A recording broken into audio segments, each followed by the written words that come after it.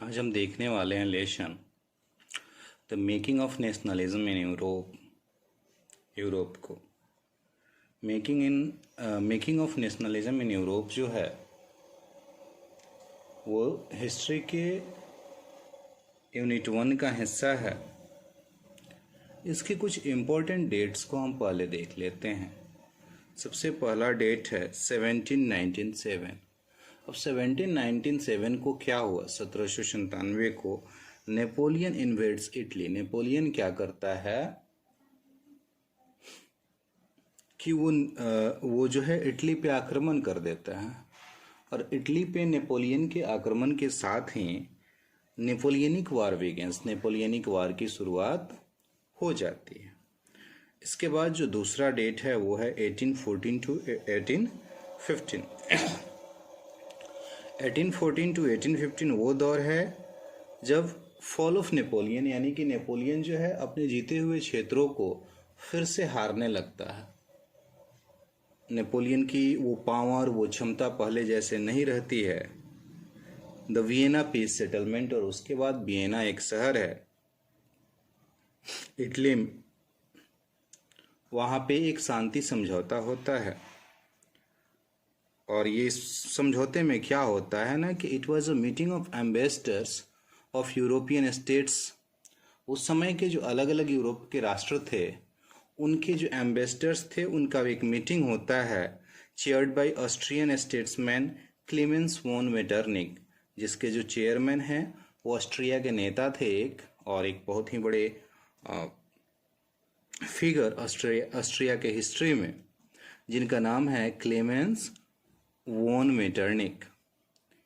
इनकी अध्यक्षता में होती है, जो कि वियना में होती है, नवंबर 1814 टू जून 1815 तक। 18 नवंबर 1814 से लेकर के जून 1815 तक। फिर 1821 आता है। 1821 में क्या है? 1821 में है Greek struggle for independence begins. Greek जो है अपने स्वतंत्रता की लड़ाई शुरू कर देता है। 1848 में यूरोप में कई सारे संघर्ष एक साथ होते हैं। कई सारे संघर्ष, रिवोल्यूशंस इन यूरोप शुरू होता है। जैसे आर्टिसंस, इंडस्ट्रियल वर्कर्स और पीजेंट्स जो हैं रिवोल्ट कर देते हैं। Peasants revolt against economic hardship, आर्थिक रूप से जो वो परेशानी झेल रहे हैं, इसके खिलाफ जो है वो रिवोल्ट कर देते हैं। Middle class demand constitutions, middle class के जो लोग हैं वो कॉन्स्टिट्यूशन की डिमांड करते हैं। एंड रिप्रेजेंटेटिव गवर्नमेंट, और एक ऐसे गवर्नमेंट की डिमांड करते हैं जो रिप्रेजेंटेटिव बेस्ड हो, यानी कि जिसमें जो है जन्म के आधार पे हुए लोग भाग ना ले करके रिप्रेजेंटेशन के आधार पर चुने हुए लोग जो हैं सरकार चलाएं। इटली के लोग, जर्मनी के लोग, मेग्यार्स लोग, पोल्स लोग और चेज लोग जो हैं वो डिमांड करते हैं नेशन स्टेट्स की। यानी कि वो दौर है जब यूरोप में ज़्यादा से ज़्यादा नेशन स्टेट्स के डिमांड जो हैं शुरू हो जाते हैं। फिर 1859 टू 1870 का दौर है यूनिफिकेशन ऑफ इटली। आज का जो इटली है उसको एक रूप दिया जाता है, कई क्षेत्रों को जोड़ा जाता है और कई क्षेत्र जो है वहाँ से हटते हैं।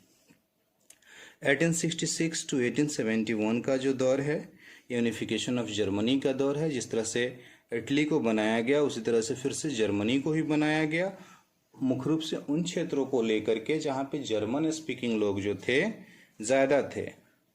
1905 स्लाव नेशनलिज्म गैदर्स करते हैं फोर्स को हैब्सबर्ग में और ओटोमन एम्पायर में। यानी कि हैब्सबर्ग और ओटोमन एम्पायर जो उस समय का यूरोप का सबसे बड़ा एम्पायर्स में से एक थे, वहाँ पे नेशनलिज्म लोग जो हैं गैदर होते हैं और वो अपने पावर की और अपनी ज़रूरतों की बात करते हैं। अब अगर आप देखेंगे, अगर पुराना एक मैप अगर उठा करके देखें मिड इन 18th सेंचुरी यूरोप का, 18th सेंचुरी यूरोप का, तो उसमें आज के जैसे नेशन स्टेट्स नहीं दिखाई देंगे। आज के जैसे वो जगह नहीं दिखाई देंगे जो उस समय दिखाई देते थे। जैसे जर्मनी, इटली और स्विट्जरलैंड जो था वो दो बड़े किंगडम्स, डचीज और कैंटोन्स में बटा हुआ था। आप ध्यान देंगे कि अगर 1 मार्क्स के क्वेश्चन आते हैं कि जर्मनी, इटली और स्विट्जरलैंड जो था किन 2 बड़े किंगडम्स में बटा हुआ था, तो आप कह सकते हैं कि वो डचिश और कैंटन्स में बटा हुआ था, जिसके रूलर जो थे वो ऑटोनोमस टेरिटोरी के मालिक हुआ करते थे। दैट मीन्स कि जिसके रूलर जो होते थे उसके जो अपने रूल्ड एरियाज होते थे, उन एरियाज में केवल और केवल उनके जो हैं रूल्स चला करते थे। उसके बाद आते हैं आप ईस्टर्न और सेंट्रल यूरोप में। ईस्टर्न और सेंट्रल यूरोप जो थे ऑटोक्रेटिक मोनार्की के अधीन थे, राजवंशों के अधीन थे, जहाँ पे कई सारे तरह के लोग, डाइवर्स पीपल जो रहते थे, कई सारे तरह के लोग, मतलब अलग अलग भाषाएं बोलने वाले, अलग अलग सोशल ग्रुप से आने वाले, अलग अलग इकोनॉमिक ग्रुप से आने वाले, यहाँ तक कि अलग अलग रेस से आने वाले लोग जो थे रहते थे। और यही एक बड़ा कारण था कि उनके बीच कोई कॉलेक्टिव आइडेंटिटी नहीं होती थी। वो अपने आप को एक साथ जुड़ा हुआ महसूस नहीं कर पाते थे, या उनके बीच में कोई कॉमन कल्चर नहीं हुआ करता था जिस कारण से वो अपने आप को एक साथ जुड़ा हुआ महसूस करे। इसलिए वो अलग अलग भाषाओं को बोलते थे। अलग अलग भाषाओं को बोलने के साथ साथ अलग अलग एथनिक ग्रुप से भी बिलोंग करते थे, और जो जिस ग्रुप से बिलोंग करता था उस ग्रुप के ही साथ रहना चाहता था। इसमें जो हैब्सबर्ग एम्पायर है वो रूल करता था अभी का जो ऑस्ट्रिया है, हंगरी है, उसके क्षेत्र में। ऑस्ट्रिया और हंगरी जो राष्ट्र हैं, अभी के जो नेशंस हैं, उन क्षेत्रों पे। इसके अलावा इसमें इंक्लूडेड थी अल्पाइन रीजन, टाइरोल, ऑस्ट्रिया, सर्टेनलैंड और बोहेमिया के क्षेत्र। और ये सारे जगह जो हैं ईस्टर्न और सेंट्रल यूरोप के जो प्लेसेज हैं, आप ध्यान से देखेंगे तो आप देखेंगे क्या कि ये मेनली जो हैं जर्मन स्पीकिंग पॉपुलेशन है, यानी कि इनकी संख्या, जर्मन बोलने वालों की संख्या यहाँ पे ज्यादा है। इटालियन स्पीकिंग प्रोविंस जो थे इस जगह पे, इटालियन बोलने वाले जो क्षेत्र हैं वो हैं लोम्बार्डी और वेनेटिया। हंगरी जो था, हंगरी में आधी पॉपुलेशन जो थी मगयार, एक ओल्ड लैंग्वेज है यूरोप की, वो बोलती थी, जबकि बाकी आधी जो जनसंख्या थी वो कई सारे अलग अलग डायलेक्ट्स, कई सारी अलग अलग छोटी छोटी भाषाएं या वैसी भाषाएं जिनका कोई रिटन रिकॉर्ड नहीं है उन्हें बोला करती थी। गैलिसिया में एरिस्टोक्रेसी जो होता था वो पोलिश भाषा बोला करता था। तो इस तरह से देख रहे हैं कि वो भले ही किसी एक मोनार्क के अंतर्गत आते थे, किसी एक किंग के अंतर्गत आते थे या एम्पायर के अंतर्गत आते थे, लेकिन उनके बीच एक कॉलेक्टिव आइडेंटिटी नहीं बन पा रही थी, एक कॉलेक्टिव ग्रुप नहीं बन पा रहा था, ड्यू टू कि वो अलग अलग भाषाएं बोल रहे थे, ड्यू टू कि वो अलग अलग एथनिक ग्रुप से थे, अलग अलग सोशल कल्चर था उनका। तो इन चीज़ों ने जो है कहीं ना कहीं एक बड़ा योगदान दिया कि अलग अलग ग्रुप के आधार पे, लैंग्वेज के आधार पे आप जो हैं अलग अलग राष्ट्रों का निर्माण करें। उसमें एक और जो बड़ा योगदान रहा वो था न्यू मिडिल क्लास का योगदान। यहाँ पे हम देख लेते हैं एरिस्टोक्रेसी को, राजतंत्र को और न्यू मिडिल क्लास को। क्या था ये? आप देखेंगे कि यूरोप में एरिस्टोक्रेसी जो था पूरे के पूरे यूरोपियन कॉन्टिनेंट में डोमिनेंट क्लास था, चाहे वो सोशल रूप से हो या पॉलिटिकल रूप से। कारण क्या था? एक तो वो लोग पावर को एंजॉय करते थे, दूसरा उनके पास अपने स्टेट्स थे, दैट मीन्स कि वो लोग रिच पीपल थे, यानी कि मोस्ट ऑफ जो मनी था या मोस्ट ऑफ जो लैंड था कंट्री का इनके पास था, और इस कारण से जो है वो डोमिनेंट क्लास हो जाते थे। ये अलग बात था कि न्यूमेरिकली, नंबर में, संख्या में जो था यह ग्रुप बड़ा ही छोटा था। उसके अलावा इस जो क्लास के मेंबर होते थे वो क्या करते थे, एक कॉमन वे ऑफ लाइफ जीते थे।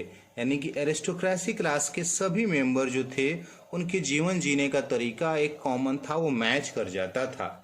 उसके अलावा उनके पास स्टेट्स हुआ करती थी, टाउन हाउसेज हुआ करता था, दैट मीन्स कि खेत वगैरह भी हुआ करते थे। शहरी क्षेत्र में भी उनके अपने अच्छे खासे एसेट्स हुआ करते थे। मुख्य रूप से वो फ्रेंच बोला करते थे डिप्लोमेसी के लिए, यानी कि यूरोप में इंग्लिश के अपने गेन से पहले, इंग्लिश के जो है डिप्लोमेसी के लैंग्वेज बनने से पहले, यानी कि बिफोर इंग्लैंड ने वो पावर गेन की, उससे पहले जो था फ्रेंच जो था डिप्लोमेसी की लैंग्वेज थी।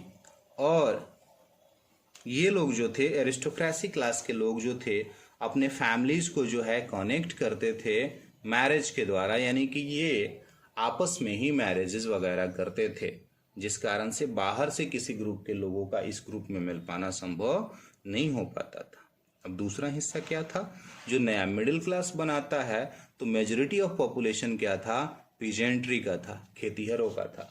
अब खेतीहर कैसे, दो तरह के, एक तो जिनके पास थोड़ी बहुत जमीन थी और दूसरे वो लोग जो दूसरों के खेतों में काम करते थे। ये दो तरह के लोग होते थे। तो दो तरीके से देखते हैं, वेस्ट में अधिकतर लैंड जो होता था वो टेनेंट्स के द्वारा या छोटे छोटे ओनर्स के द्वारा फार्म होता था। दैट मीन्स कि एक बड़े ओनर ने, एक बड़े स्टेट वाले ने क्या किया कि जैसे हमारे यहाँ एक सिस्टम होता है ना कि आपके पास जमीन होता है, आप किसी और को दे देते हो खेती करने के लिए और बदले में उससे कुछ राशन या कुछ पैसे जो है ले लेते हो पर ईयर के हिसाब से। उसी तरह से वो लोग भी अपना सिस्टम रखते थे, या तो बड़े किसानों को या छोटे किसानों को जो है वो अपना जमीन दे देते थे खेती करने के लिए। ईस्टर्न और सेंट्रल यूरोप में सर्ब्स, दैट मीन्स कि वो जो रेगुलर वेजेस पे काम करने वाले लोग होते थे उनको रख करके खेतों का कल्टीवेशन होता था। उसके बाद क्या होता है, अब जब तक ये चीजें थी कि आप केवल और केवल एग्रीकल्चर प्रोडक्ट और एग्रीकल्चर पे डिपेंड थे, तो समस्याओं के बावजूद लोगों का नेशनलिटी वगैरह के क्षेत्र पे ज्यादा ध्यान नहीं था। उसके बाद क्या होता है कि इंडस्ट्रियल प्रोडक्शन और ट्रेड का ग्रोथ हो जाता है। सबसे पहले तो इंडस्ट्रियल प्रोडक्शन शुरू होती है, उसके बाद ट्रेड हो जाता है। ट्रेड होने के कारण क्या होता है कि नए नए शहर बसने लगते हैं, ट्रेड सेंटर्स बनने लगते हैं और लोग यहाँ काम करने आने लगते हैं। कहाँ पे, वेस्टर्न और सेंट्रल यूरोप के हिस्सों में। इससे क्या होता है ना कि टाउन की ग्रोथ होने लगती है, टाउन बढ़ने लगते हैं और एक नया सोशल क्लास का जन्म होता है। नया सोशल क्लास वो क्या था, कमर्शियल क्लास। अब इस कमर्शियल क्लास में कौन कौन आ सकता था, तो कमर्शियल क्लास में आप देखेंगे आ सकते थे डेली वेजेस वर्कर्स। कौन कौन आ सकते थे, तो डेली वेजेस वर्कर्स आ सकते थे, स्मॉल फैक्ट्री ओनर्स आ सकते थे,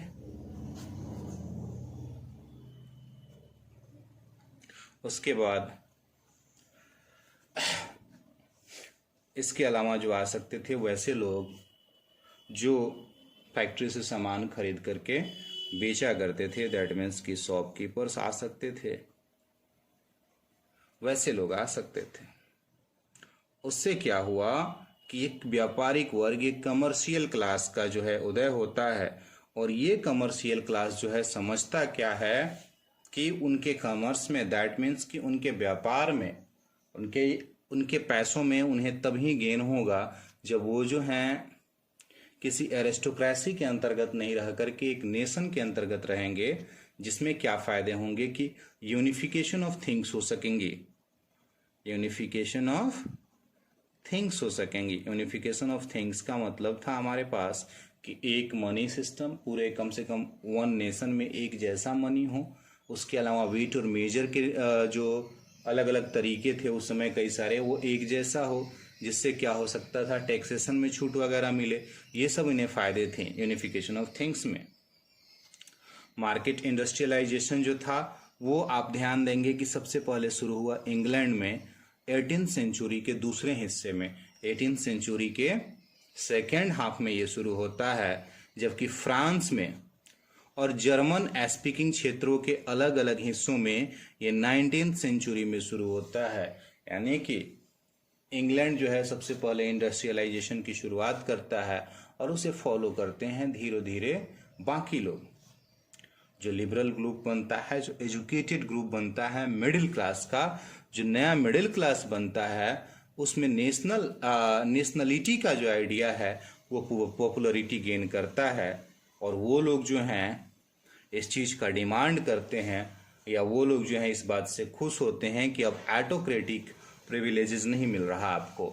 इस बात से उन्हें बड़ी खुशी है कि अब जन्म के आधार पे किसी को उसे ज़्यादा अधिकार या जन्म के आधार पे किसी को कम अधिकार नहीं मिल रहा है। Thank you.